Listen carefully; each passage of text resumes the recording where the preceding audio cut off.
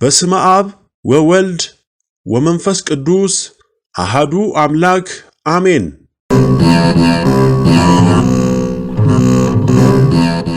አለቃ እያሌው ታምሩ ያስተላለፉት ግዝትና ምክንያቶች በኢትዮጵያ ኦርቶዶክስ ተዋሕዶ ቤተክርስቲያን አመራር ላይ ያዩትን ችግር በማስመልከት የቤተክርስቲያኒቱ የሊቃውንት ጉባኤ ሰብሳቢ የነበሩት አለቃ እያሌው ታምሩ ችግሩ ስር ሳይሰድ ገና ከጅምሩ እንዲታረም ማሳሰቢያና ተማጽኖ ካቀረቡ በኋላ በማስከተልም ቃለ ግዝት አስተላልፈዋል። ቃለ ግዝታቸው በመጀመሪያ የወጣው ሰኔ 27 ቀን 1988 ዓ.ም በመብሩክ ጋዜጣ ላይ ነበር። ይህም እንደሚከተለው ይነበባል። በቤተ ክርስቲያን የደረሱ ልዩ ልዩ ችግሮች ሁሉ በሲኖዶሱ ተመክሮባቸው እንዲወገዱና እርምጃቸውም እንዲገታ በ1987 ዓ.ም ጥቅምትና ኅዳር ወር ለሲኖዶስ ማመልከቻ ስጽፍ መልእክቴ በጌታዬ በአምላኬ ትእዛዝ የተደረገ መሆኑን ገልጬ በአፈጻጸሙ ቸልተኝነት እንዳይታይበት ሲኖዶሱን በሾመ በመንፈስ ቅዱስ ዳኝነት ተማጽኜ አቤቱታዬ የኔ ብቻ ሳይሆን በአጸደ ሥጋና በአጸደ ነፍስ ያሉ የኦርቶዶክሳውያን አበውና ምዕመናን አቤቱታ መሆኑን ገልጬ ነበር ያቀረብኩት። ነገር ግን የሲኖዶስ ዋና ጸሐፊ አባ ገሪማና ፓትርያርኩ ሐሳባቸው እስካሁን በቤተ ክርስቲያን የኖረውን የመንፈስ ቅዱስ መሪነት ሽረው የራሳቸውን ጣዖታዊ መሪነት ለመተካት ኖሮ በጥቅምት ወር 1988 ዓመተ ምህረት በተደረገው አጠቃላይ ጉባኤ ላይ ያቀረብኩትን አቤቱታ ጭምር ሳይቀበሉ ከመቅረታቸውም በላይ የመንፈስ ቅዱስን ዳኝነት የሲኖዶሱን ስልጣን ለግል አድመኞቻቸው ኮሚቴ አሳልፈው በመስጠትና በእነሱ ውሳኔ ተደግፈው የኑፋቄ መጽሐፍ ማውጣታቸውና መበተናቸው አንሶ ኦርቶዶክሳዊውን የሊቃውንት ጉባኤ አፍርሰዋል።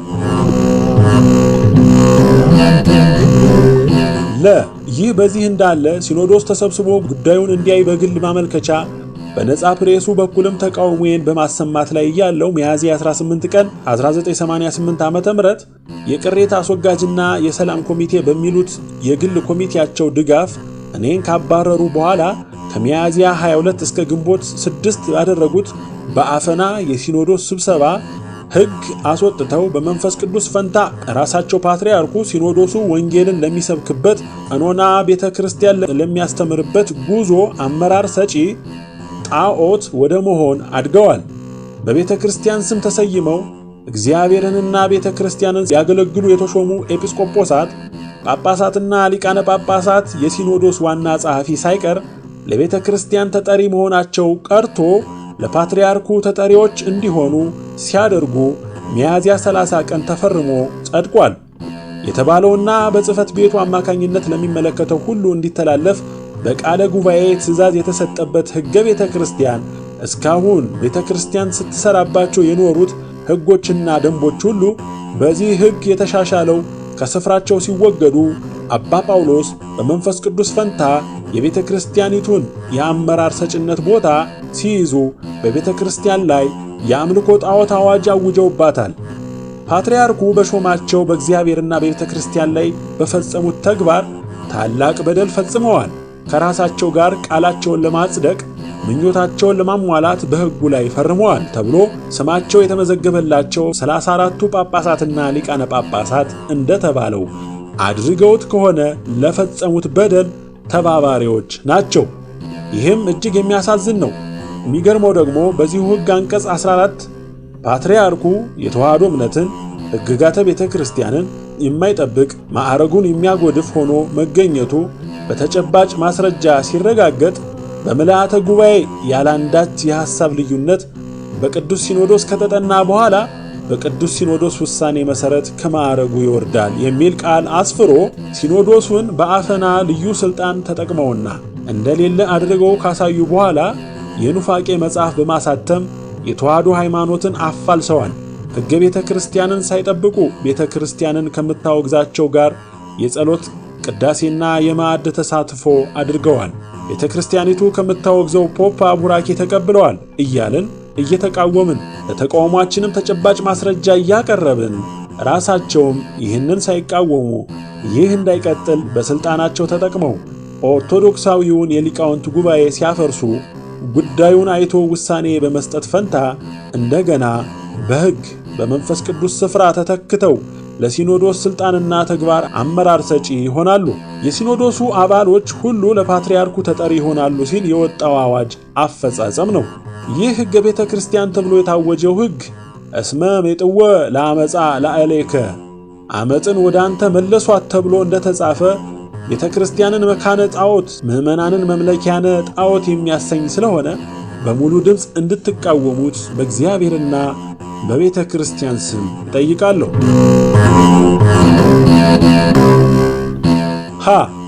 ካሁን ጀምሮ ማለት ይህ ቃል በነፃው ፕሬስ ከተላለፈበት ጊዜ ጀምሮ በብፁዕ ወቅዱስ አቡነ ጳውሎስ ቃልና እጅ በሲኖዶስ ጸሐፊ በአቡነ ገሪማ ቃልና እጅ ይህን የተጻፈውን ሕግ የቤተ ክርስቲያን ሕግ ብለው አጽድቀው በተባባሪነት አሳልፈዋል የተባሉ ጳጳሳት እውነት ሆኖ ከተገኘ የነሱ ተባባሪዎች ናቸውና በነሱ ቃልና እጅ ቡራኬ እንዳትቀበሉ፣ እንዳትናዘዙ ስማቸውን በጸሎተ ቅዳሴ የሚጠሩ አለቆች፣ ቀሳውስት፣ ካህናትም ካሉም አምልኮ ጣዖት አራማጅ ናቸውና ተጠንቀቁባቸው፣ ምክር ስጧቸው፣ እምቢ ካሉም ተለዩአቸው።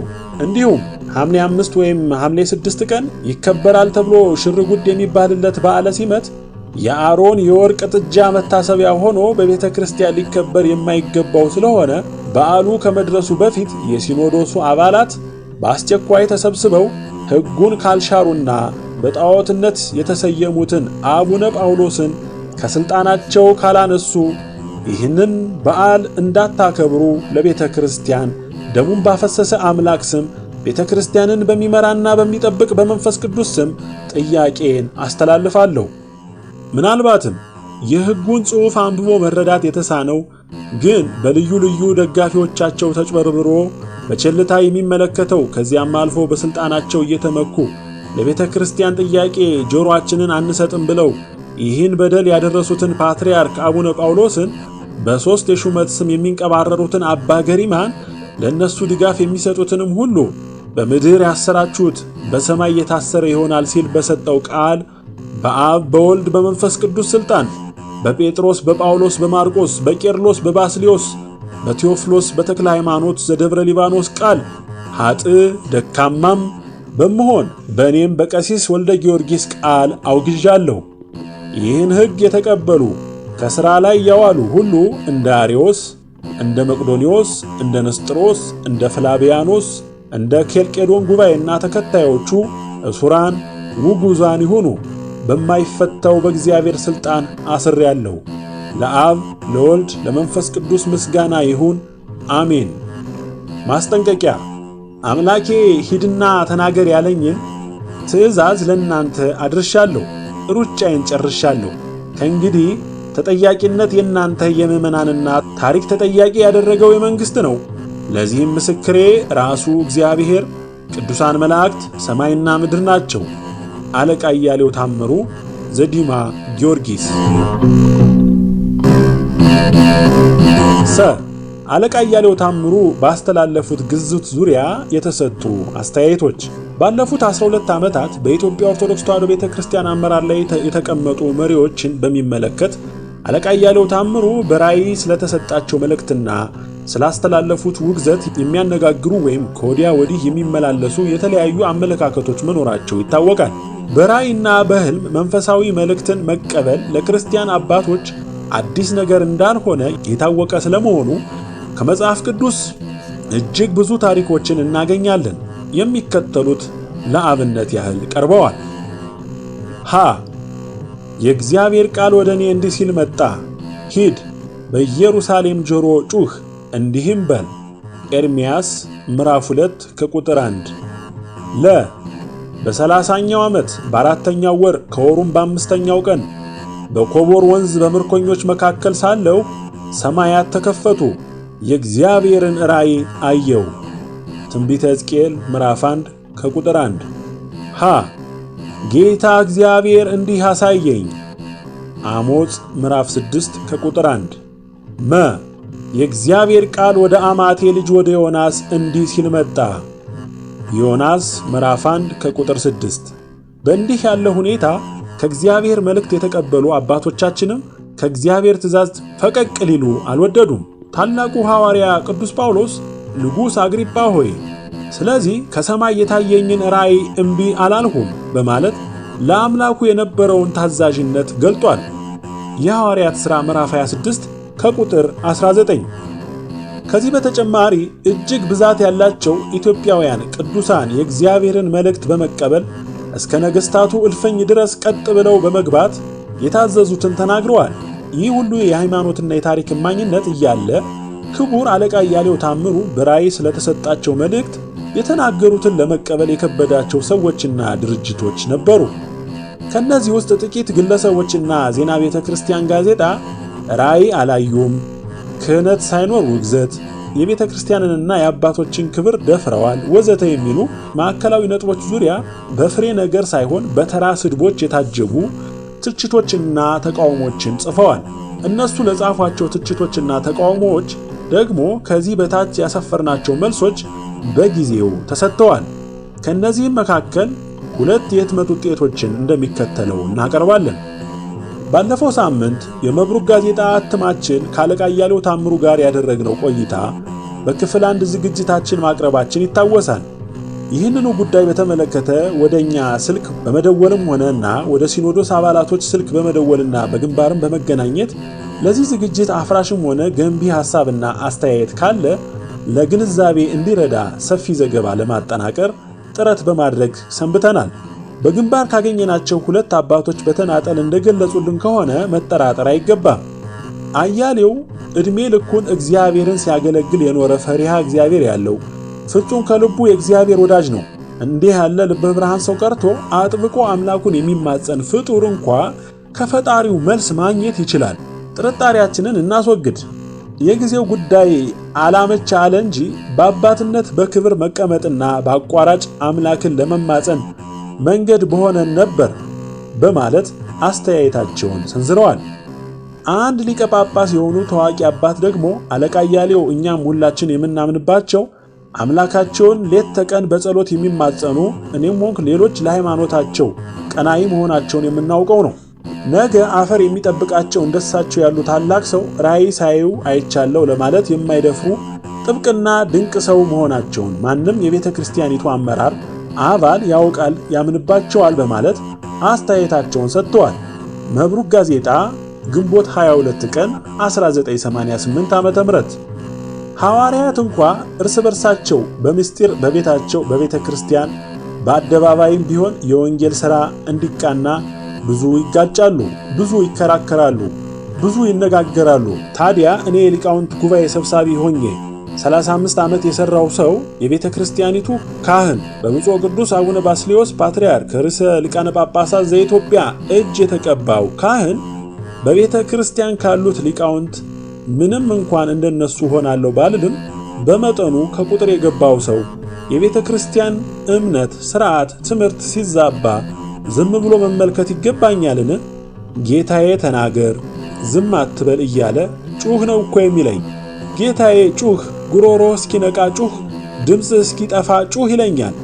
የሚቀሰቅሰኝ ይኸው ነው እና የተናገርኩት በዚሁ ምክንያት ነው እንጂ በእውቀት ከሌላው እበልጣለሁ ብዬ አልተናገርኩም፣ አልናገርምም። የሚበልጠኝ አለ፣ የሚያንሰኝም አለ። ደግሞም ብዙዎቹ አይበልጡኝም፣ ሁሉም አያንሱኝም።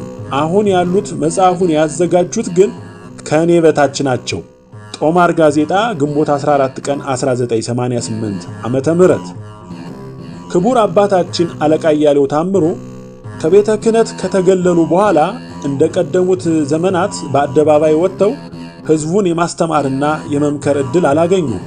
በአዲስ አበባ የሚገኙ አድባራትና ገዳማት አውደ ምሕረቶች፣ የሰርግና የቀብር ሥነ ሥርዓቶች፣ በዓላትና የተለያዩ የትምህርት መስጫ አዳራሾች፣ መንግሥታዊ ራዲዮ፣ ቴሌቪዥንና ጋዜጦች የሊቁን ርቱዕ አንደበት በአገርና በሃይማኖት በወገን ፍቅር የነደደ ትምህርት ለማስተጋባት አልታደሉም። ከላይ በዘረዘርናቸው ቦታዎች ሁሉ እንዳያስተምሩ በቀጥታም ሆነ በእጅ አዙር ማዕቀብ ተጣለባቸው። አለቃም የቁም እስረኛ ለመሆን ተገደዱ። ሆኖም ግን እሳቸው አልተረቱም። ክፍት ሆኖ ባገኙት መንገድ ሁሉ ሃይማኖትን፣ የአገር ፍቅርን፣ አንድነትን እስከ ዕለተ ዕረፍታቸው ድረስ አስተማሩ።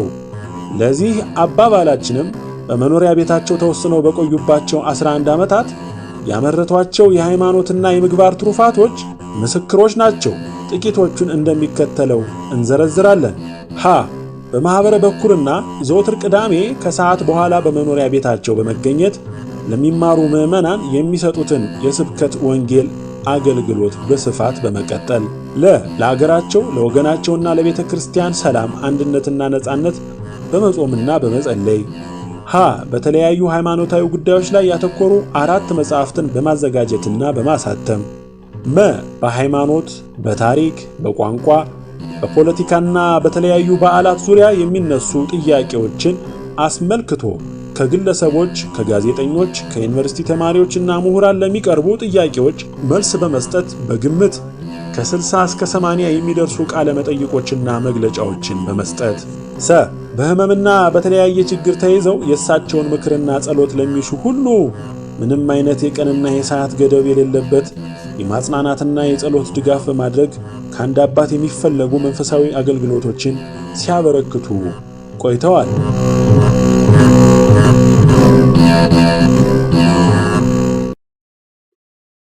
አነሳስቶ ላስጀመረኝ አስጀምሮ ላስፈጸመኝ የአባቶቻችን አምላክ ልዑል እግዚአብሔር የተመሰገነ ይሁን። እናቴ እመቤቴ ወላዲተ አምላክ ያማሻዋ ማርያም አመሰግንሽ። እንግዲህ አትፍሯቸው፣ የማይገለጥ የተከደነ የማይታወቅም የተሰወረ ምንም የለምና በጨለማ የምነግራችሁን በብርሃን ተናገሩ፣ በጆሮም የምትሰሙትን በሰገነት ላይ ስበኩ። የማቴዎስ ወንጌል ምዕራፍ 10 ቁጥር 26።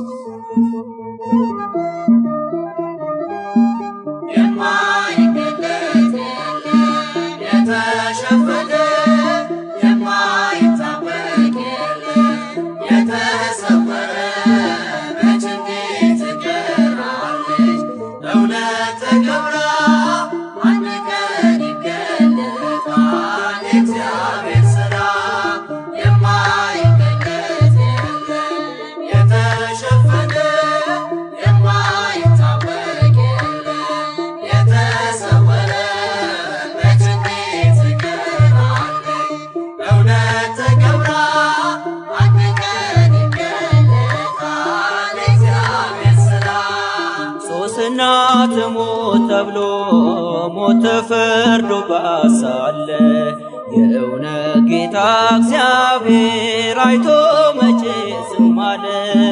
ሲወርድባቸው አየን ያ ሁሌ ድንጋይ ናዳ። ዘመናት የማይሽሯት እውነት በነሱ ፈርዳ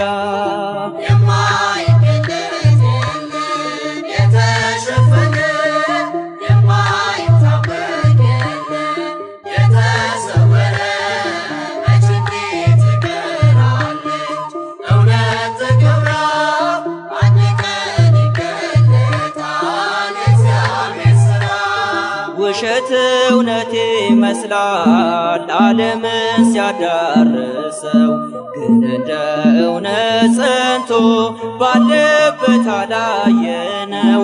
መሰረቱ እንዳልጸና እንዳሸዋ ላይ ቤት መፈራረሷ አይቀርም ጎርፉ የመጣለት።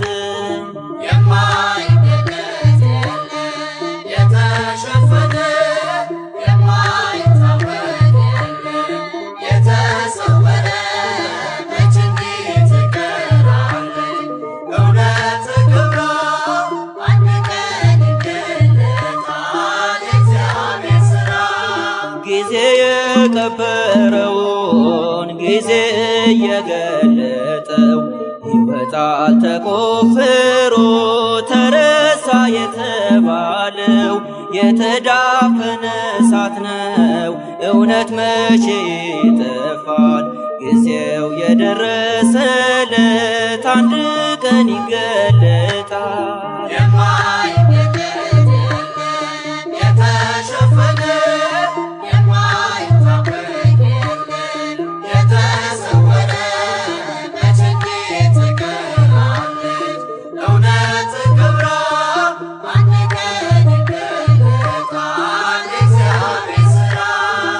የራሱ ቢያደርጉበት እሱ የማይወደውን ይሞት ይገደላል ሃማ ባልንጀራውን። ለተገፋ ሰው ፈራጅ እንደ እውነት የታለ መርዶክዮስ ተሹሞ ሃማ ግን ተሰቀለ።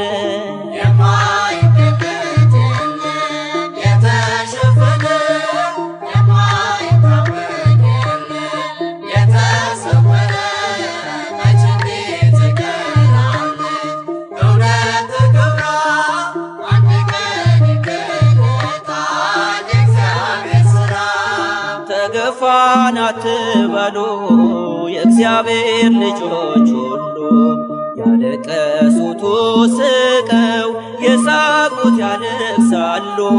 ጻድቅ ነው የምንለው በአምላክ ፊት ተኮንኖ፣ ምናልባትና ያለን ኃጥእ ያለው ሰው ድኖ።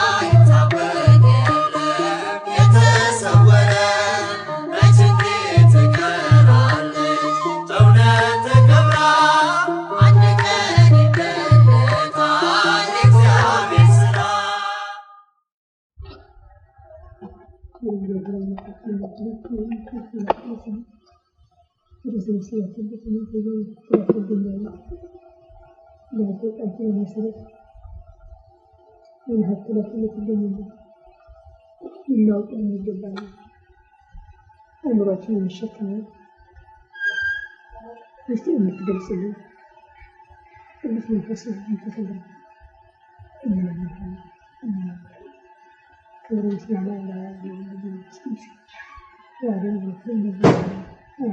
አባታችን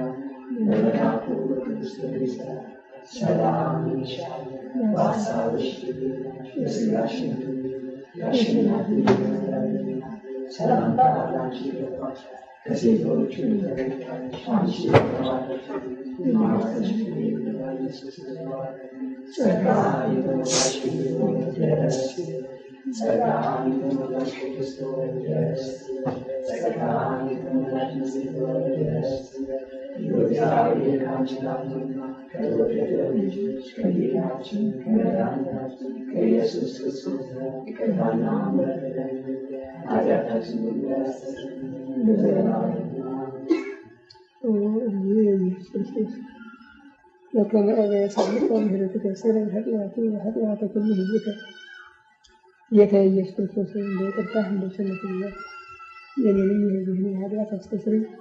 በማወቅ ባለማወቅ በማሰብ በምክንያት በመናገር የተፈጸመ ሁሉ ይቅርታ ይባርክልኝ።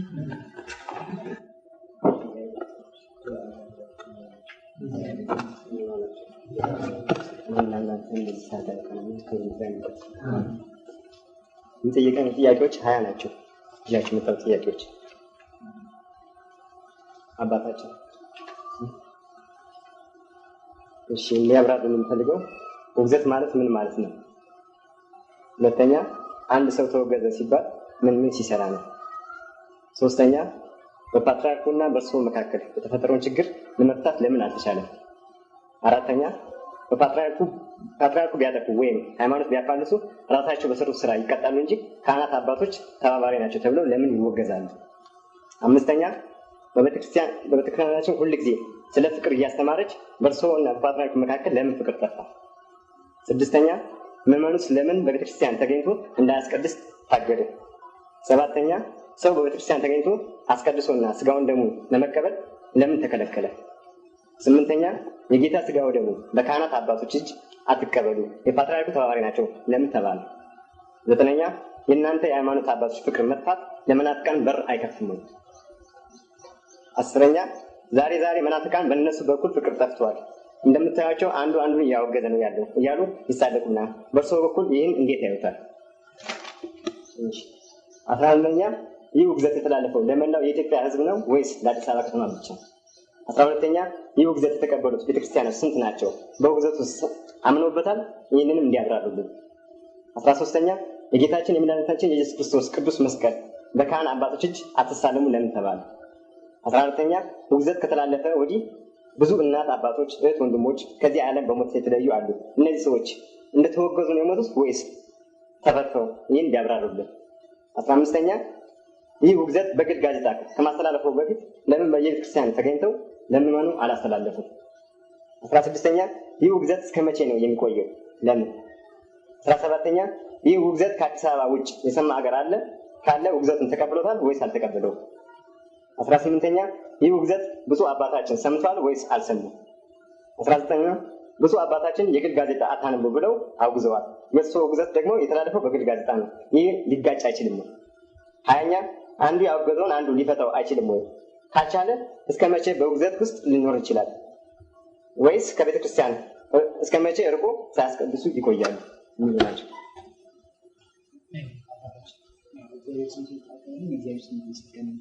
እና ምንድነው እንደዚህ ቸርነት እንደዚህ ፈቃድ እዚህ ውስጥ ባለፈው ጊዜ የተነጋገርነው ብዛቶቻችን የጠለቀ እውቀት የለንም በዚህ ጉዳይ እና እቺን ነገር እንከርሶ አባታችን ያለው ሁኔታ ሰምተን ተነጋግረን ይጠቅማል ያሉት 20 ማለት ነው።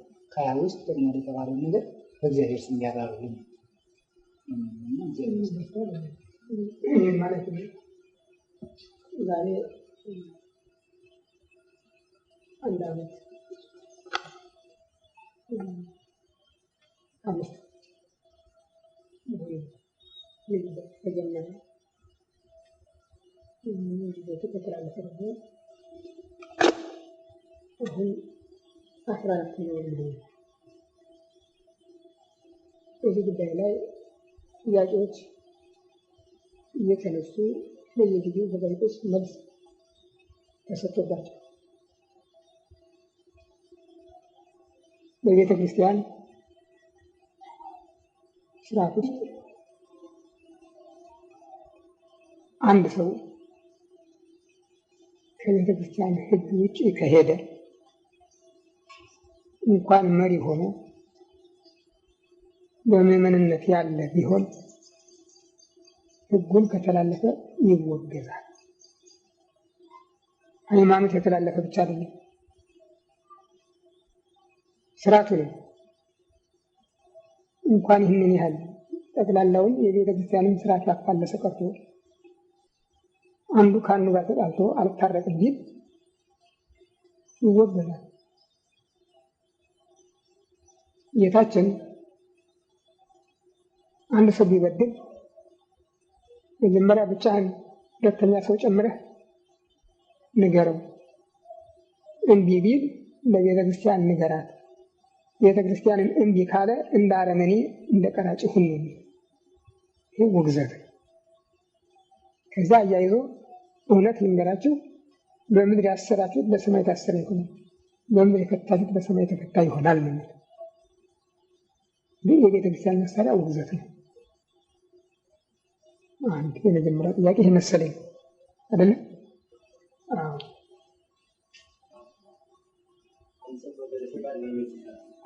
ምን ሲሰራ ከቤተ ክርስቲያን ሕግ ውጭ የሆኑ ነገሮች ሁሉ ካደረገ ይወገዛል።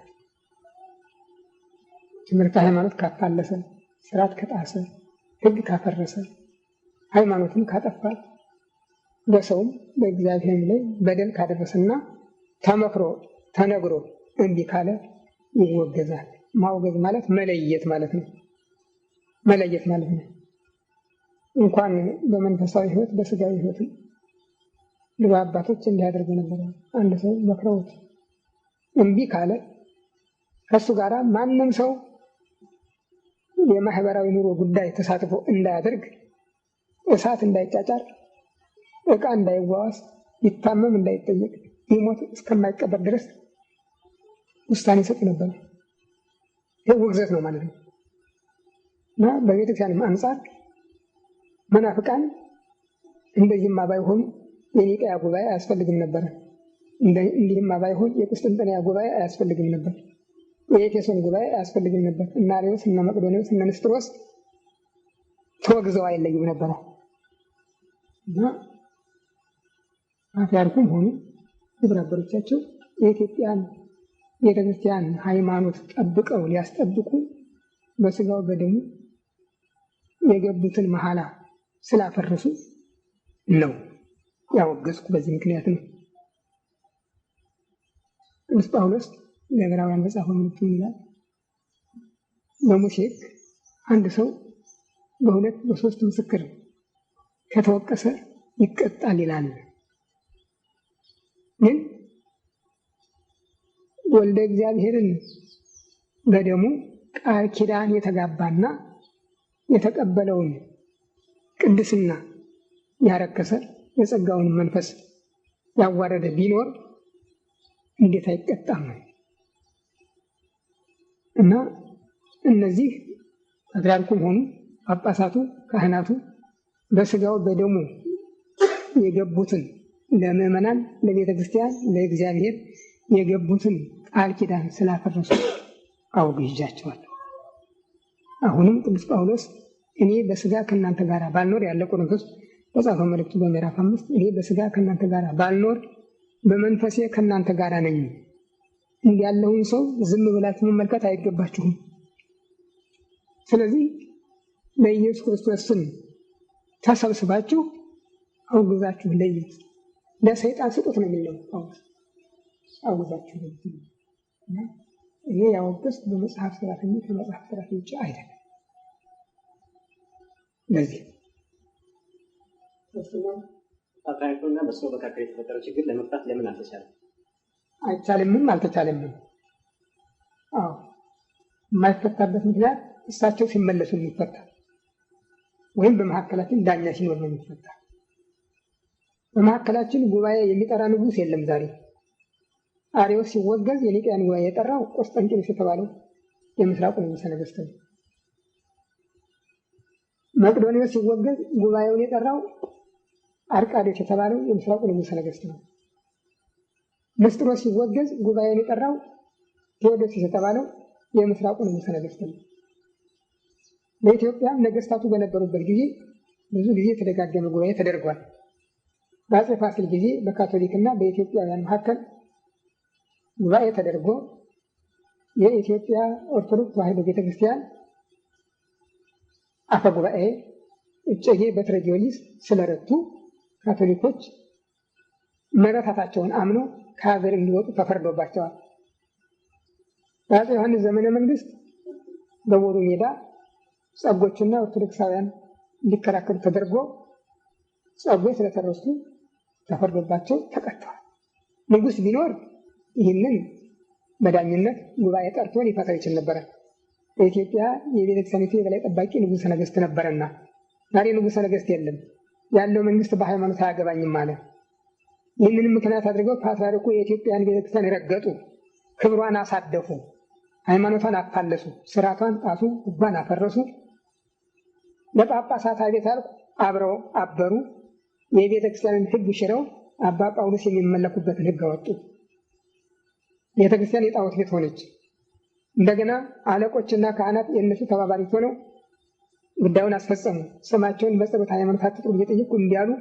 ስለዚህ ሁሉም ተባብረው በእግዚአብሔር ላይ ስላመፁ ምዕመናን ይፈቱታል ብዬ ነበር። ምዕመናንም እምቢ አሉ። የሰበካ ጉባኤ አባሎችም ምዕመናንም ተባብረው እምቢ አሉ። ምን አለበት የሚል ቋንቋ ነው። ምን አለበት በሚል ቋንቋ ሃይማኖት አይቆምም። ሁሉም ለራሱ ለሃይማኖት መቆም አለበት እና ስለዚህ ሁሉም ተባብረው ስላመፁ አውግዣለሁ። ሁሉንም የሚፈታውም የለም። የሚመለስ ከሌለ ወይ እሳቸው ካልተመለሱ ወይ ጳጳሳት ተመልሰው ሲኖዶሱን ካላቋቋሙ ሲኖዶስ ፈርሷል። ወይም ካህናት ደግሞ ተመልሰው ራሳቸውን ካላወቁና ከምዕመናን ጋር ተባብረው ካልቆሙ ወይም ምዕመናን እምቢ ብለው እጃቸውን ካልሰበሰቡና እንዳዘዝኳቸው ካላደረጉ መፍትሄ የለውም። የሚከተለው መቅሰፍትና ፍርድ ነው። መፍትሄ ይመጣል፣ አይቀርም፣ ይፈረዳል። ፓትርያርኩ ቢያጠፉ ወይም ሃይማኖት ቢያፋልሱ ራሳቸው በሰሩ ስራ ይቀጣሉ እንጂ ካህናት አባቶች ተባባሪ ናቸው ተብሎ ለምን ይወገዛሉ? ፓትርያርኩ ሲያጠፉ መሾም መሻር ያለባቸው ቤተክርስቲያን ናት የምትሾማቸው ትችላቸው። ፓትርያርኩ እኮ አምባገነን አይደሉም፣ በጦር ጉልበት አይደለም የኢትዮጵያን ቤተክርስቲያን መንበር የወረሱት። በልዩ ስልጣናቸውም አይደለም፣ ልዩ መብትም የላቸውም፣ የወራሽነት መብትም የላቸውም። ተመርጠው ነው የተሾሙ። ሲሾሙ ደግሞ ምለው ነው የኢትዮጵያን ቤተክርስቲያን ስርዓት እምነት ሊጠብቁ ነው። ካልጠበቁ መሻር አለባቸው። ካልሻራቸው ይወቀሳሉ፣ ይከሰሳሉ፣ አብረዋቸው ይወገዛሉ። ቤተክርስቲያናቸው ሁሉ ጊዜ ስለ ፍቅር እያስተማረች በእርስዎና በፓትርያርኩ መካከል ለምን ፍቅር ጠፋ? በእኔና በእሳቸው መካከል አይደለም ፍቅር የጠፋው፣ በቤተክርስቲያንና በእሳቸው መካከል ነው። ይህን እሳቸው አሁንም አልተጣላንም፣ አልበደሉኝም፣ አልበደልኳቸውም። የግል ቂም የለንም፣ የግል ቅያሜም የለኝም። ምንም ቢያደርጉ ጸባችን ግን በቤተክርስቲያን ምክንያት ነው። በእግዚአብሔር ላይ ደግሞ መታረቅም መተባበርም አይቻልም። ሄሮድስና ጲላጦስ ሞክረውት ነበር፣ አልተደረገም። በእግዚአብሔር ላይ መዋዋል፣ በእግዚአብሔር ላይ ወዳጅነት መፍጠር አይቻልም። ይሄማ ቢሆን ኖሮ ጌታ ለምንድን ነው በሰው ፊት ያመነብኝን እኔም በሰማይ አባቴ ፊት አምንበታለሁ፣ በሰው ፊት ያፈረብኝን እኔም በሰማይ አባቴ ፊት አፍርበታለሁ ለምን ይል ነበረ? ጌታ እኔ ሰይፍን እንጂ ሰላምን አላመጣሁም፣ አባትን ከልጁ እናትን ከልጇ ቤተሰብን ከቤተሰቡ ልለይ ነው የመጣሁ ነው ያለው። ታዲያ ይሄማ ቢኖር ኖሮ ምን ጸብ ነበረ? በዓለም ምን ሰማዕታት ይገኙ ነበረ? ለምን ይሞቱ ነበረ? ለምን ደማቸውን ያፈሱ ነበረ? በእግዚአብሔር ላይ ውለታ መዋል፣ ፍቅር መፍጠር አይቻልም። ለምን በቤተክርስቲያን ተገኝቶ እንዳያስቀድስ ለምን ተደረገ? ከቤተክርስቲያን ውጭ የሆነውን ሃይማኖቱን የሚያፈልሰውን ስርዓቱን የሚያጣርሰውን አለቃ መከተል አይገባውም። ምንድን ነው የሚል ጌታ? በጎች ይላል ጌታ። እስቲ ዮሐንስ ወንጌል ምዕራፍ 10 ነው ይሉት። በጎች ቃሌን ያውቃሉ፣ እኔ በስማቸው እጠራቸዋለሁ፣ ይከተሉኛል። ሌላውን ግን አያውቁትም፣ ስለዚህ ቃሉንም አይሰሙትም፣ አይከተሉትም ነው ያለ። ከክርስቶስ ውጭ የሆነ እረኛ የለንም። ከክርስቶስ ውጭ የሆነ ፓትርያርክ የለንም። ከክርስቶስ ውጭ የሆነ ካህን የለንም። ከሌለ ምዕመናን ሊሰሙት፣ ሊቀበሉት፣ ሊከተሉት አይገባቸውም። ማንን ነው የሚያስቀድሱት? ማንን ነው የሚቀድስ? ዲያብሎስ ይቀድሳል? አይቀድስም። ይህን አታውቁም? ዲያብሎስ እኮ አይቀድስም። ቅዱሳን መላእክት ናቸው የሚቀድሱ። ዲያብሎስ አይቀድስም። ቅዱስ ብሎም የእግዚአብሔርን ቃል አይጠራም። እና እነዚህ እግዚአብሔርን የካዱ መቀደስ አይችሉም። በእነሱ ድምፅም ደግሞ ማስቀደስ አይቻልም። የቅዳሴ ተባባሪ መሆንም አንችልም። ስለዚህ ምዕመናን ከዚህ መታቀብ አለባቸው። ምዕመናን ናቸው ወንጀለኞች። እንግዲያውስ አንደኛ ከበው እያጨበጨቡ፣ ሁለተኛ ሲወጡ ሲገቡ እጅ እየነሱ ቁጭ ብድግ እያሉ፣ ሶስተኛ ገንዘባቸውን እየሰበሰቡ እየሰጡ ለጣዖት አምልኮት ማጠናከሪያ ያደረጉት ቤተክርስቲያን ያፈረሷት ምዕመናን ናቸው። 800,000 ብር የፈጀ መኪና የተገዛ በምዕመናን ገንዘብ ምዝበራ ነው። 1 ሚሊዮን ተኩል የፈጀ ግብዣ የተጋበዘው ከቤተክርስቲያን በተፈጸመው ምዝበራ ነው። ምዕመናን እጃቸውን ቢሰበስቡ የሰበካ ጉባኤ አደራውን ቢጠብቅ ኖሮ የገንዘብ ድሆች አብያተ ክርስቲያናት ራሳቸው እንደተናገሩት በገጠሪቱ ያለች ቤተክርስቲያን የምትረዳበት ሀታ በሙታኒቱ ቀሚስ የሚቀደስ ብለው ራሳቸው በጉባኤ ተናግረዋል። ይህን የሚሰሙ ምዕመናን ናቸው ዝም ብሎ የሚያጨበጭቡ። ደግሞስ በቤተ ክርስቲያን ላይ ደም እየፈሰሰ ደም አፍሳሽ ቅዱስ ነው። ደም አፍሳሽ ቅዱስ ነው። አይኑ አይቶ የለም የህዝብ አዲስ አበባ ህዝብ አይኑ አይቶ የለም ሰምቶ የለም። ከዚህ ነው ቅዳሴ የሚያገኘው እሱ። ሰው ቤተክርስቲያን ተገኝቶ አስቀድሶ ስጋውን ደግሞ ለመቀበል ለምን ተከለከለ? እኔ አልከለከልኩም። የሚያቀብላችሁ ካገኛችሁ ቅዳሴ የሚቀድስ ቄስ ጳጳስ ካላችሁ አልከለከልኩም። የላችሁ እንጂ የጌታ ስጋው ደግሞ በካህናት አባቶች ተቀበሉ። ፓትርያርክ ተባባሪ ናቸው። ስልጣነ ክህነት የላቸውም እኮ ነው የምላችሁ። የፓትርያርኩ ተባባሪ የሆነ ሁሉ ስልጣነ ክህነት የለውም። ምክንያቱም ሚያዝያ 30 ቀን 1988 ዓመተ ምህረት የወጣው ህግ ሲኖዶሱ የፈረመበት ህግ እስከዛሬ የኢትዮጵያ ቤተክርስቲያን የሚሰራባቸውን ደንቦችና ህጎች አሻሽሎ የሚመራና ለሲኖዶሱ ተጠሪ የነበረው ፓትርያርክ በመንፈስ ቅዱስ ፈንታ መሪ እንዲሆን አመራር ሰጭ እንዲሆን ፈቅዶ ቤተክርስቲያንና አባሎቿ የፓትርያርኩ ተጠሪ እንዲሆኑ አድርጓል። ከዚያ ጊዜ ወዲህ ጳጳሳትም ቀሳውስትም ራሳቸውን ሽረው የአባ ጳውሎስ ፍጡራን ስለሆኑ አባ ጳውሎስ ደግሞ ስልጣነ ክህነት የመስጠት መብት ስለሌላቸው አሁን ዛሬ የሚቀድሱ የሚያወድሱ ካህናት፣ ቄሶችን፣ ጳጳሳትም የሉንም። ስለዚህ ካሏቸው ምን ያልቀወም ነው? እናንተ ሃይማኖት አባቶችን ከመጥፋት ለምን አትቃምበር አይከፍል? ፍቅር አልጠፋም እኮ ነው የምላችሁ። ፍቅር የሚባል ነገር የለም። በእግዚአብሔር ፍቅር የለም። በእግዚአብሔር ቀልድ የለም። በእግዚአብሔር አድማ አለ እንዴ? አድማ እኮ ነው። ምን አጣለን? ምንም ጠብ የለም።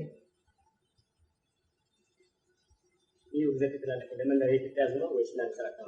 ለመላው የኢትዮጵያ ሕዝብ ብቻ አይደለም፣ በመላው ዓለም ላሉ ለኢትዮጵያውያን ሁሉ ክብራቸው ለተደፈረው ለኢትዮጵያውያን ሁሉ፣ በኢትዮጵያ ብቻ አይደለም፣ በመላው ዓለም ላሉ ኢትዮጵያውያን ሁሉ ውግዘት ከተላለፈ ወዲህ ብዙ እናት አባቶቻችን ወንድሞቻችን ከዚህ ዓለም በሞት የተለዩ አሉ። እነዚህ ሰዎች እንደተወገዙ ነው የሞቱት ወይስ ተፈተዋል? ትእዛዙን አክብረው ከሆኑ ተፈተዋል። ትእዛዙን ካላከበሩ ግን እስረኞች ናቸው። ይህ ውግዘት በግል ጋዜጣ ከማስተላለፈው በፊት ለምን በየቤተክርስቲያን ተገኝቶ ለምን ሆነ አላስተላለፈ? በእኔ ስልጣንማ ታግጃለሁ። ስለታገልኩ እኮ ነው በግል ጋዜጣ ከመተንፈስ በቃሁት እንጂ ይህንን ማድል ካገኘሁ ለምን በጋዜጣ እናገራለሁ? በመድረክ ላይ ነው የምናገረው። ጥር 24 ቀን 1988 ዓመተ ምህረት በተክለ ሃይማኖት ቤተክርስቲያን መጽሐፉን መበላሸቱን ሰውየው ከመንገድ ውጭ መሄዳቸውን በሚገባ ተናግሬያለሁ። ከዚያ ቀደም ብሎም 1 ዓመት ሙሉ ሲኖዶሱ እንዲያዩ በደብዳቤ በቃልም ነግሬያለሁ። እምቢ ስላሉ ነው እንደ ጌታ ቃል ነው የዋገዝኩኝ። ከዚያ ውጭ አልሄድኩም። መጀመሪያ ጠይቅ፣ እምቢ ሲሉ ለቤተክርስቲያን ንገር፣ ከዚያ በኋላ አውግዝ ነው ያለኝ። እንዳዘዘኝ ያደርግ እስከ ተፈታ ድረስ ነገሩ ውሳኔ እስካገኘ ድረስ ካላገኘ ያው አሬስ ተፈቶ መቅደስ ተፈቶ ምስጢሮች ተፈቶ አሁንም በዚህ ዓለም ብቻ አይደለም በወዲያኛውም ዓለም ውጉዛን ሱራን ናቸው። በስልጣን አበው ወልድ ውስጥ ሱራን ውጉዛን ይሆኑ። ይህንን ውግዘት ብፁዕ አባታችን ሰምተዋል ወይስ አልሰሙም? ይስሙ አይስሙ ምንም የሚያጠያይቀኝ ነገር የለም። ብፁዕ አባታችን የግል ጋዜጣ አታንቡ ብለው አውግዘዋል። እሱ ውግዘት ደግሞ የተላለፈው በግል ጋዜጣ ነው። ይሄ ሊጋጭ አይችልም? ምን ያጋጨዋል? እሳቸውም እንዳመፁ ናቸው። እኔም ከእግዚአብሔር ጋር እንደቆምኩ ነኝ። ምን ይጋጫል? መጀመሪያ ጠባያቸው የማይሆን ሆኖ ወጥተዋል። ከወጡ በኋላ የማያደርጉት ነገር የላቸውም።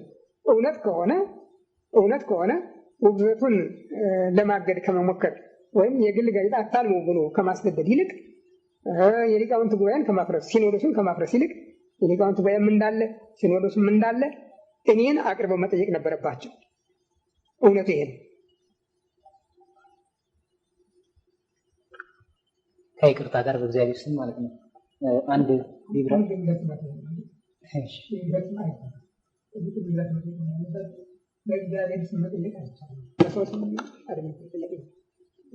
ትምህርት ነው። ሀሳባችሁን መጠየቅ ያለባችሁ በገሌ ስም የሚባለው ሁሉ የልምድ ቋንቋ ተጠንቀቁ። ውግዘት ከተላለፈ ወዲህ የሚለው ጥያቄ ማለት ነው። ውግዘት ከተላለፈ ወዲህ ብዙ እናቶችና አባቶች፣ እህቶች፣ ወንድሞች ከዚህ ዓለም በሞት የተለዩ አሉ። እነዚህ ሰዎች እንደተወገዙ ነው የሞቱት ወይስ እንደ ተፈቱ ነው የሚለው ጥያቄ ተመልሷል። ግን ይብራራልን እና እንደው ትምህርት ብናገኝበት። እኔ እኮ ምርጫ ነው የሰጠሁኝ። እያችሁ ምዕመናን ይህንን ስናገር የምትሰጡት ገንዘብ የበደል መፈጸሚያ ሆኗል። የእናንተ ደግሞ አለመቆጣትም ሰዎቹን ወደ አመፅ ሰዷቸዋል፣ ጋብዟቸዋል። እና እናንተ እጃችሁን ሰብስቡ፣ ገንዘባችሁንም በቤታችሁ ባንክ አሰናድታችሁ አስቀምጡ። ከዚያ ጋር ደግሞ ቄሱም ጳጳሱም ራሳቸውን የሻሩ ስለሆነ ከነሱ የምታገኙት ነገር የለምና ተጠንቀቁ ብያለሁ።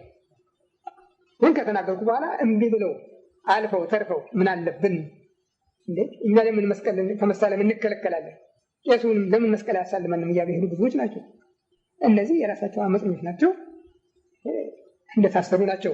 አሁንም አይ ከዚህ ተጠጥተው አክብረው የሞቱ ግን ፍቱሃን ናቸው። ዋጋቸውን ይቆያቸዋል። መስቀል እኮ ብቻውን መባረኪያ አይሆንም። ታውቃላችሁ? ለምንድን ነው ታዲያ አንጥረኛው ለምን አይባረክበትም? ነጋዴው ለምን አይባረክበትም? ለምንድን ነው? መስቀሉ እኩል ነው። የሰራው አንጥረኛው ነው፣ የሸጠውም ነጋዴው ነው። ለምንድን ነው ቄሱ ብቻ ስለያዘው መባረኪያ የሚሆን? ለምንድን ነው? የመባረክ ስልጣን ያለው ቄሱ ስለሆነ ነው። እና ያ ቄስ ደግሞ እግዚአብሔርን ከካደ በረከት የለውም ማለት ነው። እናንተ ካህናት ይላል በትንቢተ ሚልክያስ ስሜን አርክሳችኋልና እኔም በረከቴን ከእናንተ ወስጃለሁ ነው የሚለው።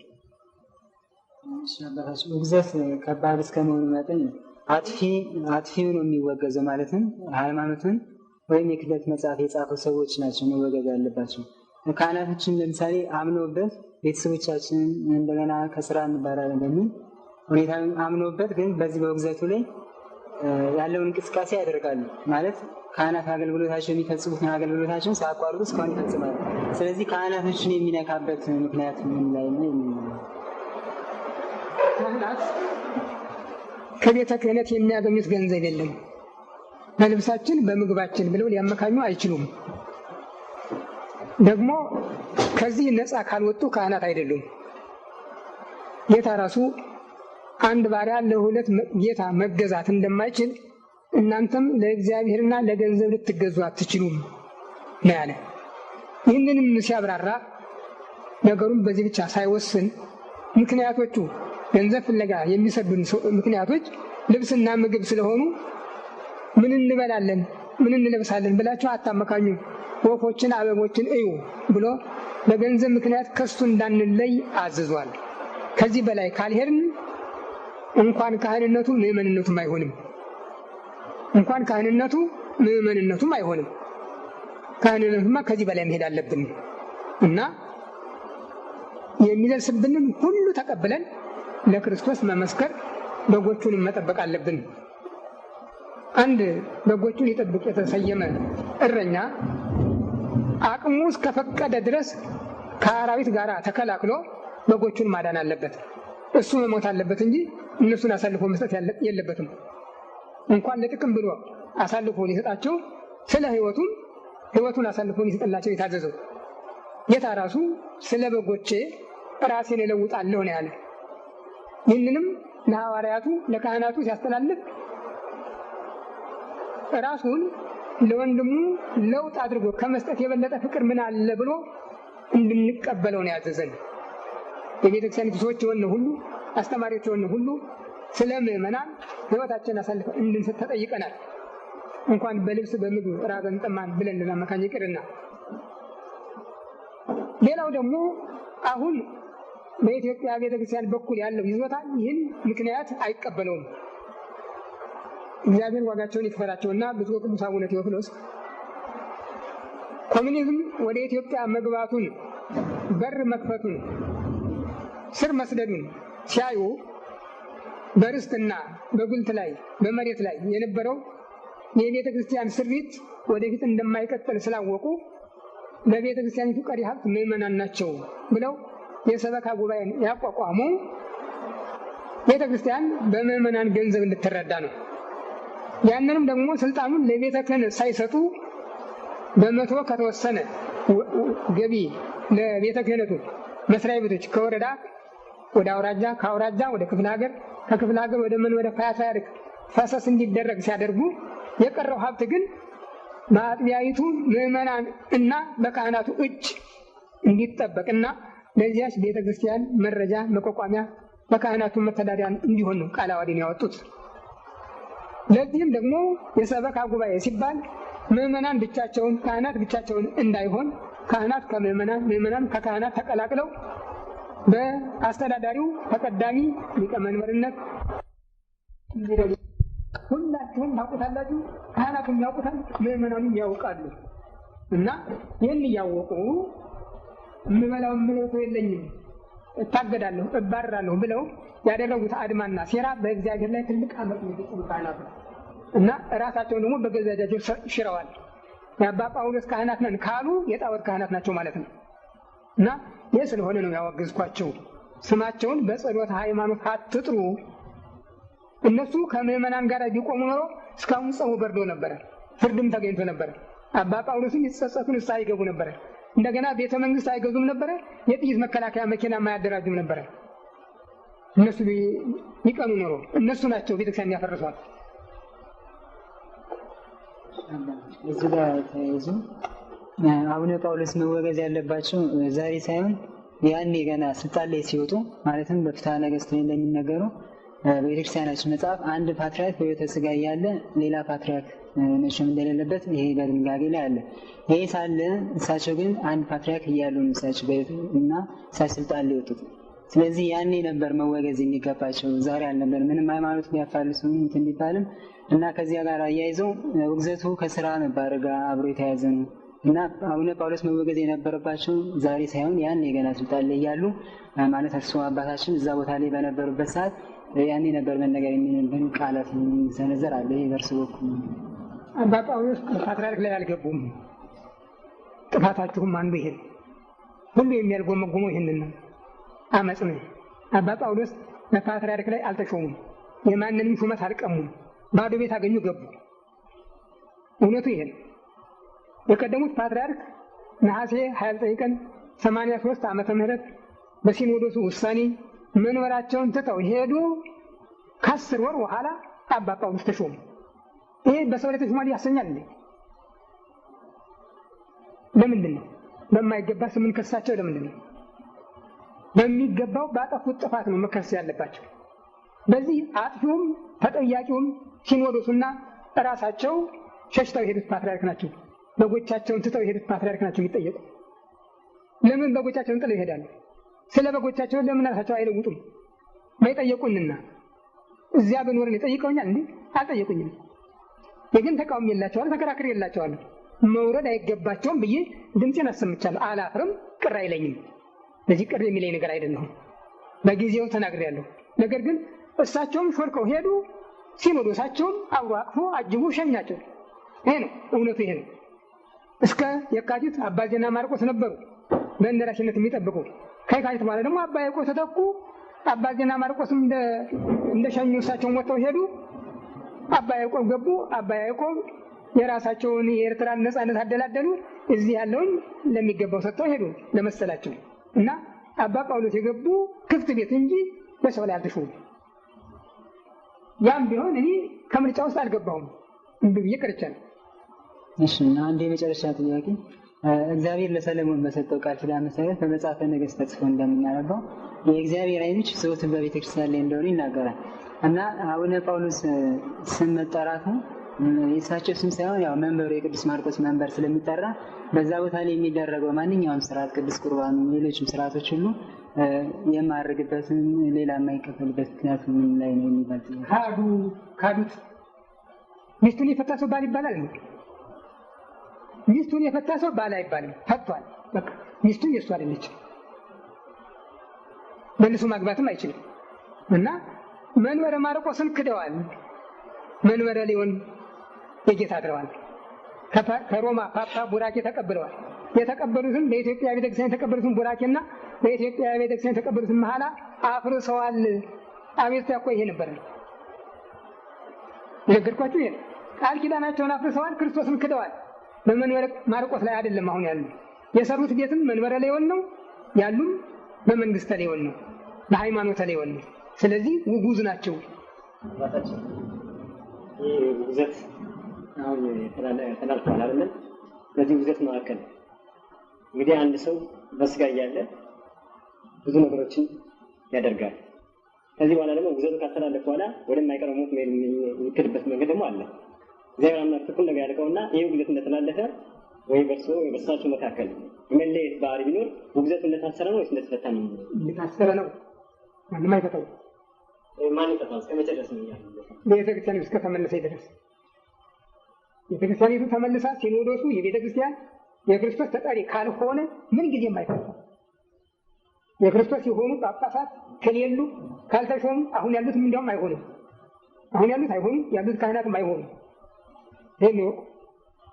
ለዚህ መድኃኒቱ ምዕመናን ተሰብስበው ካህናቱንም አስገድደው እሺ ያሏቸውን በውድ እምቢ ያሏቸውን በግድ ለይተው አስወጥተው አሁንም አባ ጳውሎስን አውግዘው ራሳቸውን አስተካክለው ካልቆሙ በስተቀር ቤተክርስቲያን አሁንም የለችም።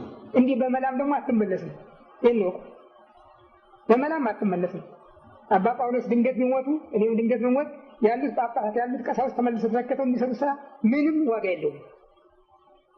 ፍርድ ሳይፈረድ አጥፊውና አልሚው ሳይለይ በምንም አይነት የሚደረገው ነገር ሁሉ ዋጋ የለውም። ለዚህ ነው ጮህ ዓመት ሙሉ የሰው ያለምን በዚህ ምክንያት ነው። ነገሩ ጥብቅ ስለሆነ ከባድ ስለሆነ ሰውማ እኮ ቢኖረን ኖሮ እኮ የተለየ ሰው ሁለት ሰው እንኳን ቢሆን ይሆን ነበር። ሌላ ቀርቶ አባ ጳውሎስ ቢሞቱ አንድ ጳጳስ ለመሾም እነዚህ በዚያ ሕግ ላይ የፈረሙት ሁሉ የመሾም መብት ስለሌላቸው ያልፈረመ ጳጳስ 3 ከሌለ ቤተክርስቲያኒቱ እንደገና ታሳሪፍ መሾም አትችል። ይሄን ነው አትችል። እንደገና ወደ ግብጽ ሄደ።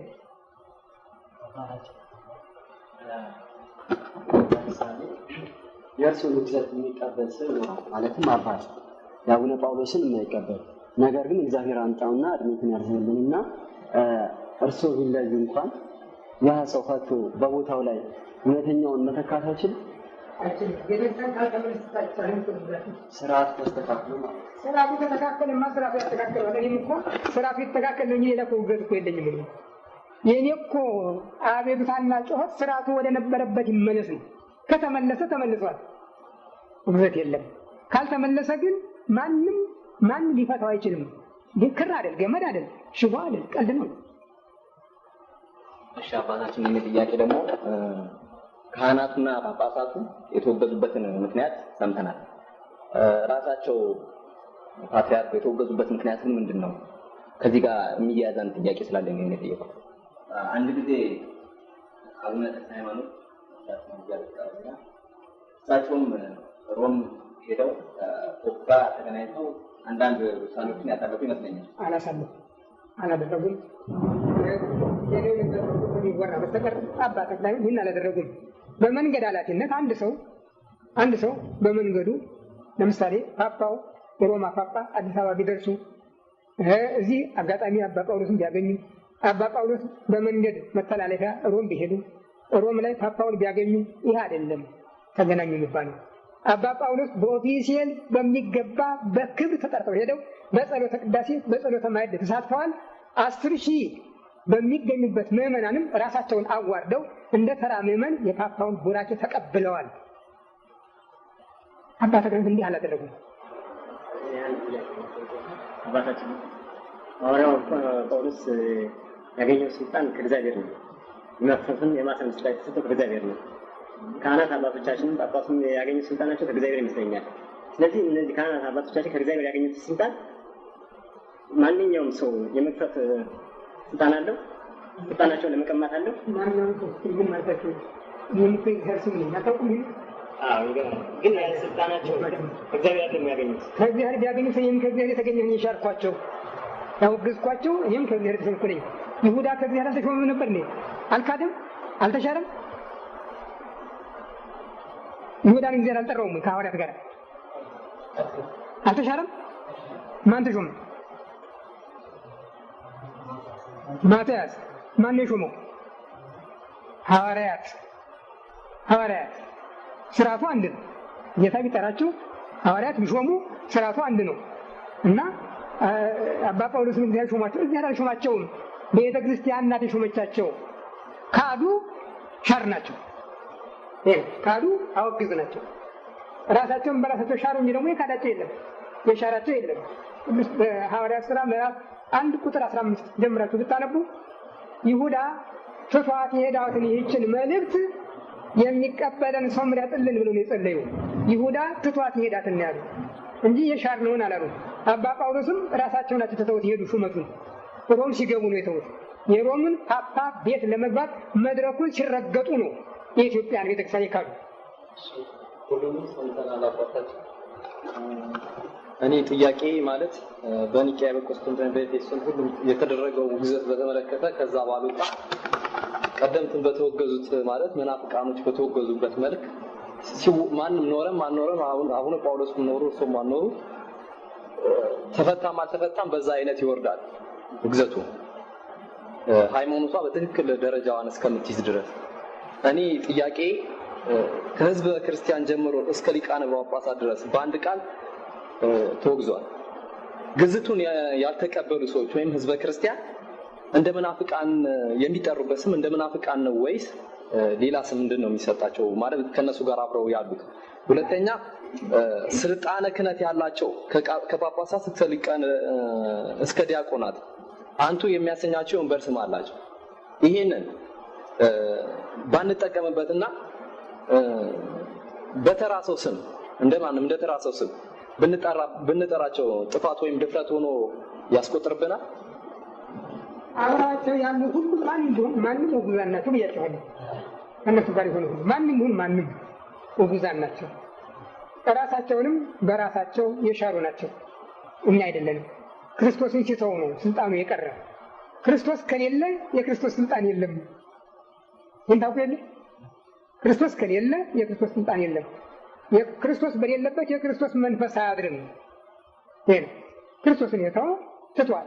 ስለተወ የተሰጠው ጸጋ ሁሉ ተነስቷል ማለት ነው። ይሄ ስለዚህ ማለት ጳጳሳት አሁን ለምሳሌ አንቱ ተብለው የሚጠሩበት ስም አላቸው። እነዚህ የክብር ስማቸው አለ። እሱ አሁን እሺ እኔ አንድ ጥያቄ ያለኝ ምንድነው ከተወገዙበት አባቶች አንዱ ተጠሪነቱ በሲኖዶስ ተጠሪነቱ ለመንፈስ ቅዱስ ነው የሚለን ነበር። ያኛው ተሽሮ ተጠሪነቱ ለአቡነ ጳውሎስ ተብሏል። ይሄኛው አባባል ስላልገባን ይብራራል። ለመንፈስ ቅዱስ የተባለው ለአባ ጳውሎስ ሲባል ምን ማለት ነው? እናንተ ራሳችሁ ትረዱት። ተጠሪነቱ ለመንፈስ ቅዱስ ይል የነበረው ተለውጦ ለአባ ጳውሎስ ሲባል ምን ማለት ነው? መንፈስ ቅዱስ ተሽሮ አባ ጳውሎስ ተሾመው አይደል? ታዲያ ምንድን ነው? የአባ ጳውሎስ ፍጡራን የመንፈስ ቅዱስን መንበር መውረስ ይችላሉ? መብታቸው ነው። መንፈስ ቅዱስ እኮ ሿሚያቸው ነው እንጂ ጓደኛቸው እኮ አይደለም። ሲኖዶስ በሚሰበሰብበት ጊዜ በመሀል ክብ ጠረጴዛ ይደረጋል። እዚያ ላይ ወንጌል ይደረጋል። መሪው መንፈስ ቅዱስ ነው ለዚያ ሲኖዶስ። ስለዚህ ውይይቱ በክብ ጠረጴዛ በኩልነት እንጂ በበላይነትና በበታችነት የለም። ያንን አስወግደው እሳቸው የመንፈስ ቅዱስ መንበር ከያዙ ጣዖት ናቸው ማለት ነው። እና እሳቸውን የተከተለ ሁሉ ጣዖታዊ ነው ማለት ነው። እሺ የጉባኤው ነገርስ እንዴት ነው ማለት? በ11 ቤተክርስቲያን ትምህርት ይሰጣል። ትምህርቱን የሚሰጡት ብዙ ወጣቶች ናቸው። ያው ውዘቱን የማይቀበሉ ናቸው። በመማርም በኩል ምን አይነት መልእክት አለ? ስብከት ነው ተላለፍ ነው። ሰይጣን መቼ ነው ወንጌል ሰባኪ ሆኖ የሚያውቀው? መቼ ነው የተመረጠው ወንጌል ሰባኪ ነው? አለ የምታውቁበት በመጽሐፍ ቅዱስ እነሱ ሳያምኑ ማንን የሚያሳምኑ? ሳይማሩ ማንን የሚያስተምሩ? ክርስቶስን ሳያውቁ ወደ ማን ነው የሚጠሩት?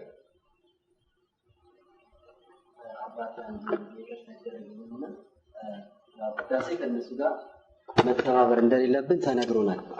ይህንም ደግሞ በጸጋ ተቀብለናል። ነገር ግን ቤተ ክርስቲያን ሄደን ባለፈው ጊዜ እንደተናገሩት ቅዳሴውን ሳንካፈል መጠለያ ይኖራል። መጠለያ ውስጥ ገብተን በቅዳሴው ሰዓት የራሳችን የግል ጸሎት ብናደርግ የሚያመጣው ክፋት ነገር ይኖራል ብለውናል። ይገባል።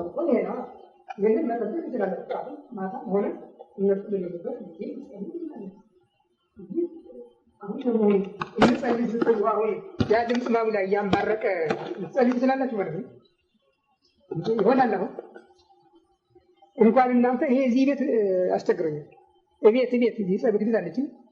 በቃ እዛው ፊቴ የቆመ ነው ይመስል እንትን ግራማፎን እንዴት ሰንጥቆት እንደሚገባ ማለት ነው።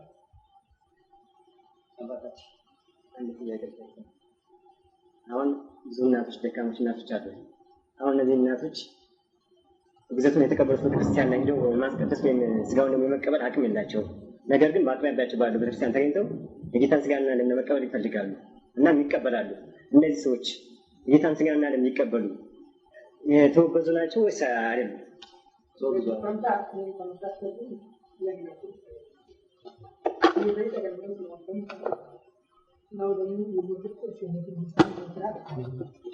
እና በየጊዜው ካልተቀበልን ብለው ባይቸገሩ ያንን አክብረው ጸሎታቸውን ቢጸልዩ አቡነ ዘበሰማያት ቢደግሙ እና ያለቻቸውን እድሜ ከእግዚአብሔር ጋር ያሳልፉ ብትነግሯቸው ይሻል። እና ከእሳቸው ጋር የተባበሩት ምዕመናን ከእነሱ ጋር ያለን ውግዘቱን ያልተቀበሉና የተቀበሉ ሰዎች ያላቸው ግንኙነት እንዴት ነው? በማህበራዊ ኑሮ ማለት ነው።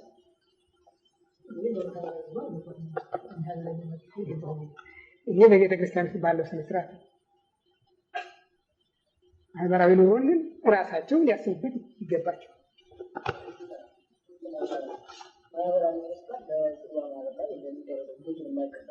አይቻልማ። እርጥብና ደረቅ አንድ ላይ ይሄዳል። የሙትና ሕያው አካል ማለት እኮ ነው። የሞተ አካልና ሕያው አካል አንድ ላይ ይኖራል። ለምንድን ነው ሐኪሞች ታዲያ ሰውየውን እግሩን የሚቆርጡት እጁን የሚቆርጡት? ምን እያሉ ነው? ለምን እያሉ ነው? የማይሆን ስለሆነ እኮ ነው። አብሮ መኖር አይቻልም።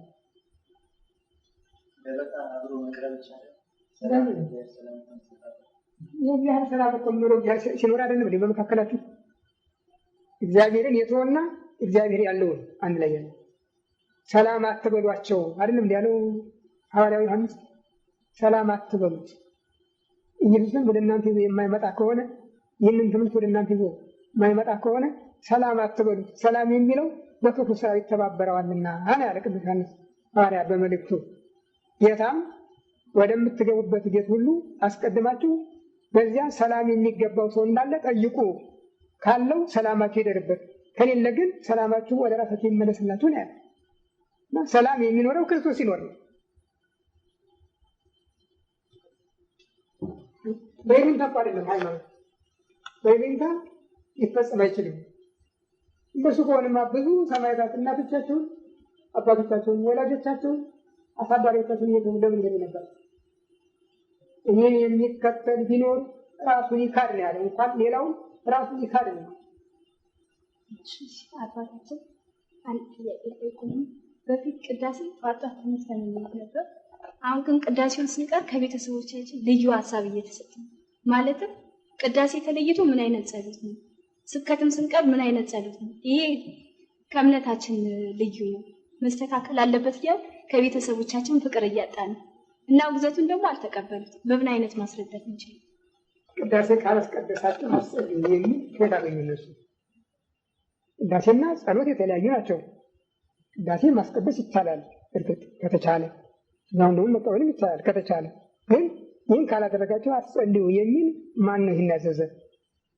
ጸሎት ቀንም ሌትም ጠዋትም ማታም ሲሆን በ24ቱ ከዚያ ቢቀር በ12ቱ ከዚያ ቢቀር በ7ቱ ሰዓታት መጸለይ ይቻላል። ቅዳሴ በዚህ ሁሉ መቀደስ ይቻላል። ቅዳሴ ስርዓት ሌላ ነው፣ የጸሎት ስርዓት ሌላ ነው። ደግሞ ስብከት የሚሉት ደግሞ አሁን የመጣ የፕሮቴስታንት ውርስና ቅርስ ነው እንጂ የኢትዮጵያ ቤተክርስቲያን አይደለም። ይሄ ዝም ብሎ ማንም የሚፈነጭበት የቻለውም ያልቻለውም ሄደነፋ የሚውልበትና እንደ ሙዚቃ ቤት ዋሽንቱን ክራሩም መሰንቆም የሚፈራረቅበት ይህ የኢትዮጵያ ቤተክርስቲያን ስርዓት አይደለም። ሚስዮናውያንን ለማስገባት የተደረገ ሸር ለማስለመድ ህዝቡ ከየት መጡ እንዳይል ለማስለመድ የተደረገ ሸር እንጂ ራሳቸው የሚወጡበትን የሚገቡበትን የማያውቁ ጎረምሶች የወንጌል አስተማሪ ሆነው መላክ የለባቸው።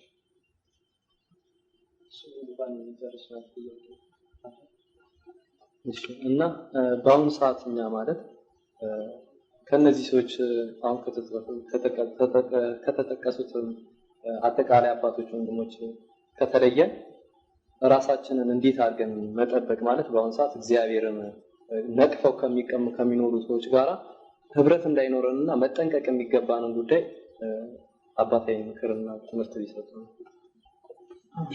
ከዚህ አባታችን በዚህ ወቅት በተጨማሪ እዛ ክለ መጨረሻ ጥያቄያችን ያላችሁ እና እሱም ድካም ምናምን ስላለ በዚህ አጠቃላይ ለምሳሌ አንዳንድ ምዕመናኖች አሉ ክርስቲያኖች ውግዘቱን ተቀብለው እንዲህ በእንዝላልነት በመቸገረኝነት እና ወይም በምን አለኝበት ዝም ብለው ብቻ የሚጓዙ ምዕመናኖች አሉ። እዚህ ውስጥ ነው እዚህ አብዛኛው ውግዘቱን ተቀብለን ያለ ልጆች ነው እና ከዚህ ውጭ ብዙ ክርስቲያኖች ምዕመናኖች አሉ። እነዚህ ለእነዚህ ክርስቲያኖችም ሆነ ለእኛም ለሌሎችም እንደ በትምህርት መልኩ ሊያስተላልፉ የሚችሉ ከዚህ ጋር ካልሆኑ ምን ያደርጉላቸዋል? ከክርስቶስ ጋር ያልሆነ ምን ሊጠቅማችሁ ይችላል?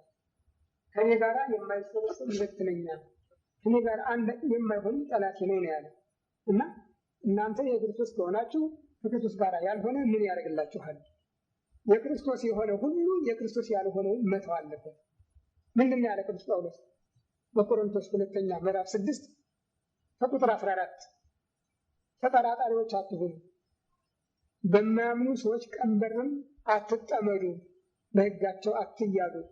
ጽድቅን ከኃጢአት ጨለማን ከብርሃን የሚያደባልቅ ክርስቶስን ከሰይጣን ምዕመናንን ከመናፍቃን የሚያቀላቅል የእግዚአብሔርን ታቦት በጣዖት ቤት የሚያኖር አለ ወይ ብሎ እንዲህ አድርጎ ነው የለየው።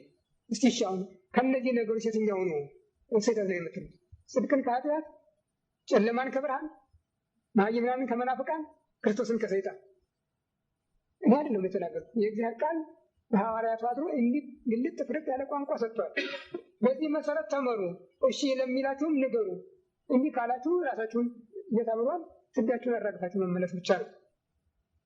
ሌላ መንገድ ከተቻላችሁ እንዲተባበርም ካገኛችሁ አሁን የካህናቱ ስህተት ምን እንበላለን የሚል ነው። የገንዘብ ምንጭ ካገኛችሁ የገንዘብ ምንጭ አዘጋጅታችሁ እሺ ያሏቸውን ካህናት ወደ እናንተ ብትጠሩ ሌሎችንም ልታደሙ ትችሉ ይሆናል። ይህ ምስል ብልሃት ይሄ ከዚህ በቀረ ሌላ የምለው ነገር የለም። ይህ በራሴ በበኩሌ ህይወቴን አሳልፌ የሰጠው ስለሆነ ምንም የሚያከራከር ነገር ድረስ ለተደረገልኝ ነገር ሁሉ እግዚአብሔር አምላክ ይስጥልን።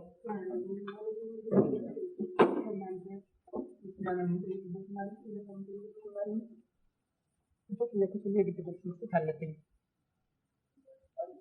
ተሳስተናል፣ ያው ምንም አናውቅም፣ ገና ህፃኖች ነን። በእግዚአብሔር ስም ይቅር በሉ።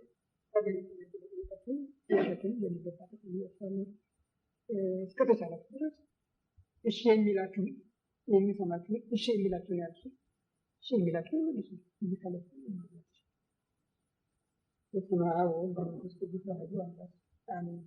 አቤቱ ቸር እግዚአብሔር አምላካችን በዚህ ልጅ በሚጣር በዝግራ በቸርነቱ ስለተበሰብን በቸርነትን የሚገባንን እንድንወያይ ስላደረግከን የሎስ ቅዱም ቅዱስን እናመሰግናለን። ቸር እግዚአብሔር አምላካችን ስብሰባችን የሚጠቅመንን መንገድ ለመፈለግ እንጂ ማንንም ለመጉዳት ያላደረግነው የማናደርገው የሆናችን ስለሚታው አንተ ምናልባት የተደረገን ይቅርታ ታደርግልን እንለምንሃለን፣ እንማልድሃለን። ጌታዬ አምላኬ መድኃኒቴ ኢየሱስ ክርስቶስ እኔ አቅም የለኝም፣ ጉልበትም የለኝም። ማንንም ለመጉዳት ማንንም ለመጥቀም አልፈልግም፣ እንደማልፈልግም ታውቀዋለህ። ህሊናዬንም ህይወቴንም የምትመረምረው የምትመራው አንተ ስለሆንክ ሁሉንም ታውቀዋለህ። ያዘዝከኝን ብቻ እንደሰራሁ አምናለሁ። ስለዚህ አሁንም ቤተክርስቲያን ከወደቀችበት የምትነሳበት ከተሰበረችበት የምትጠገንበትን አእምሮ፣ ፍላጎት፣ ናፍቆት በየምዕመናኖች ልብ እንድታፈቅር እለምንሃለሁ፣ እናምልሃለሁ። ጌታዬ አምላኬ መድኃኒቴ ኢየሱስ ክርስቶስ ጠላት ሰይጣን የተከልከውን እየነቀለ የዘራኸውን እያፈለሰ ነው እና እንክልዳድ መዝራት አይደለም። በአሁኑ ጊዜ ያለው በኢትዮጵያ ቤተክርስቲያን ላይ የተከልከውን መንቀል ነው፣ የበቀለውን ማጥፋት ነው እንጂ እንክልዳድ መዝራት እንኳን አይደለም። ድብልቅ አይደለም። ይሁን ከላይ እስከታች በገንዘብና በሰው ኃይል በጉልበት ኃይል ቤተክርስቲያን ታፍና እየፈረሰች ነው እና ወደምን ለዋዝሃት ቤተክርስቲያን አንተ የሰንፍ ስራ እንድትሰራ እለምንሃለሁ፣ እማልድሃለሁ። ክብር ምስጋና ለአንተ ለቸር አባትህ ለመንፈስ ቅዱስ ይሁን ዛሬም ዘወትርም ለዘለዓለሙ አሜን። አባታችን ሆይ በሰማይ የምትኖር ስምህ ይቀደስ፣ መንግሥትህ ትምጣ፣ ፈቃድህ በሰማይ እንደሆነች እንዲሁ በምድር ትሁን።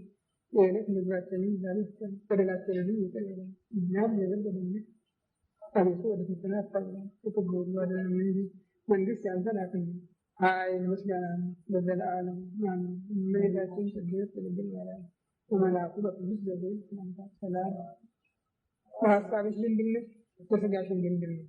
የአሸናፊ የእግዚአብሔር እናት ሰላምታ ላንቺ ይገባል። ከሴቶች ተለይተሽ አንቺ የተባረክሽ ነሽ፣ የማኅፀንሽ ፍሬ ኢየሱስ ክርስቶስን ምስኪን አምላክ ነው። ጸጋን የተመላሽ ደስ ይበልሽ፣ ጸጋን የተመላሽ ነሽ፣ እግዚአብሔር ከአንቺ ጋር ነው።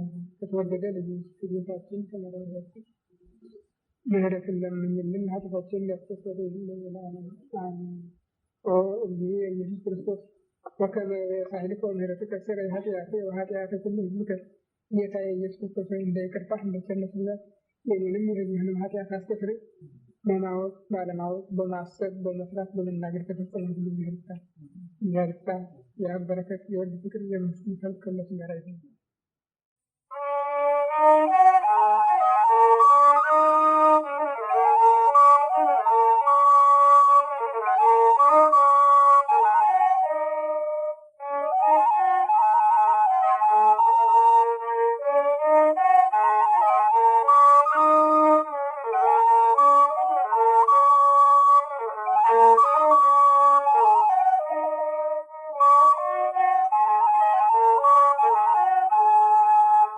በቁጣ አትቅሰፈኝ፣ በመዓት አትገሥጸኝ። የተገፋ ስደተኛ ነኝ፣ የተገፋ ስደተኛ ነኝ። የተገፋ ስደተኛ ነኝ፣ የተገፋ ስደተኛ ነኝ።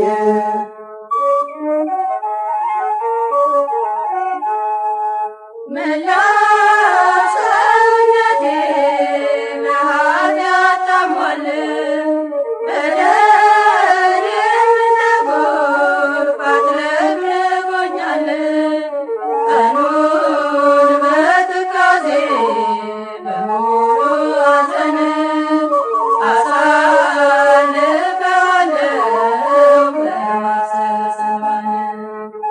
በቁጣ አትቅሰፈኝ፣ በመዓት አትገሥጸኝ። የተገፋ ስደተኛ ነኝ፣ የተገፋ ስደተኛ ነኝ።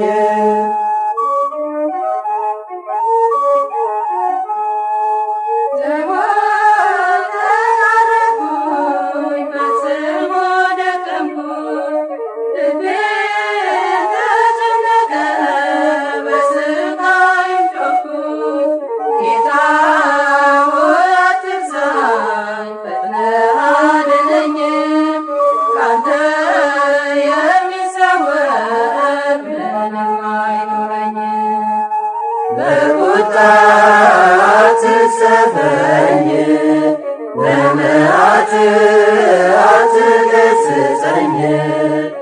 የተገፋ ስደተኛ ነኝ፣ የተገፋ ስደተኛ ነኝ።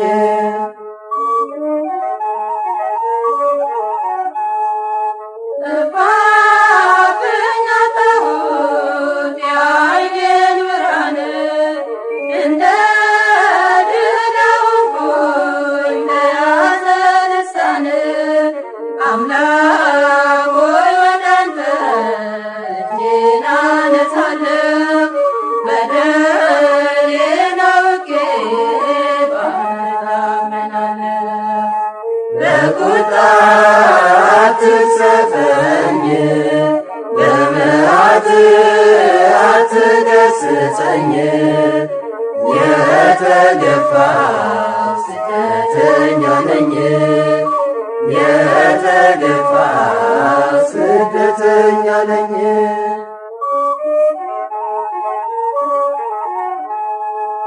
አንተ ከእኔ አትራቅ፣ ንቀህ አትተወኝ።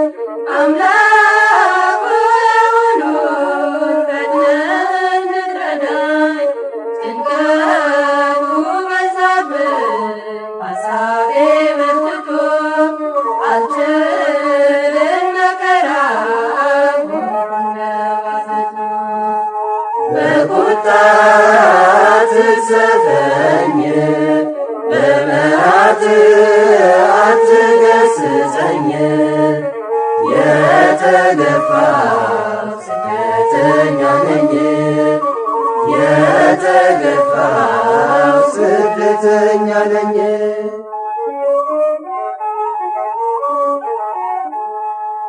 አንተ ይቅር በለኝ እኔ ስማጸን፣ በበደሌ ሳይሆን እንደ ቸርነትህ ለጥቂት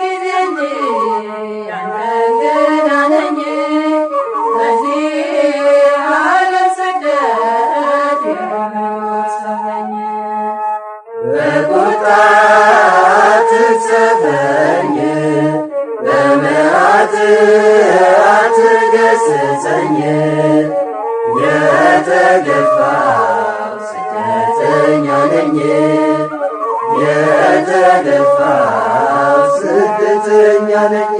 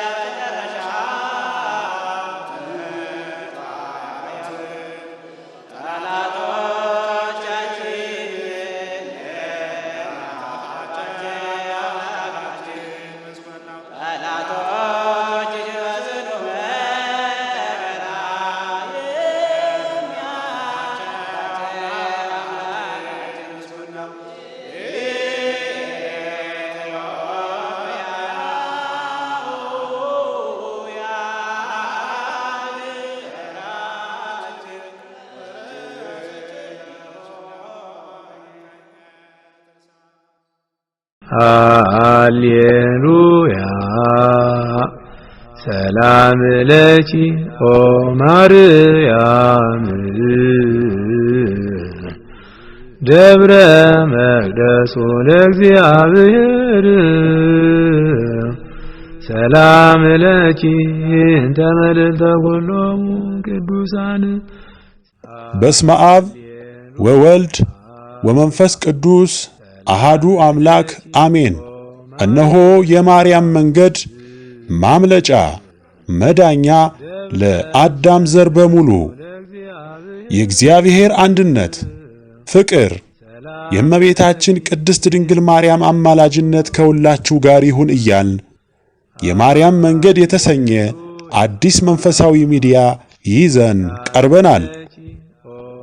በዚህ መንፈሳዊ ሚዲያ አብ ወልድ መንፈስ ቅዱስ ያዘጋጁት እምዬ ቅድስት ድንግል ማርያም የባረከችው የሥጋና የነፍስ ምግብ የሆኑ ሐልወተ እግዚአብሔር፣ ትምህርተ ሃይማኖት፣ ክብረ ድንግል ማርያም፣ ዝክረ ቅዱሳን፣ ገድለ ቅዱሳን፣ የኢትዮጵያ ኦርቶዶክስ ተዋሕዶ ቤተ ክርስቲያን ታሪክ፣ ሥርዓተ ቤተ ክርስቲያን፣ የሀገራችን ቅድስት ኢትዮጵያን ታሪክ፣ የኢትዮጵያ ነገሥታትና የጀግኖች አርበኞች ታሪክ እንዲሁም መንፈሳዊ ዘጋቢ ፊልም ያገኙበታል።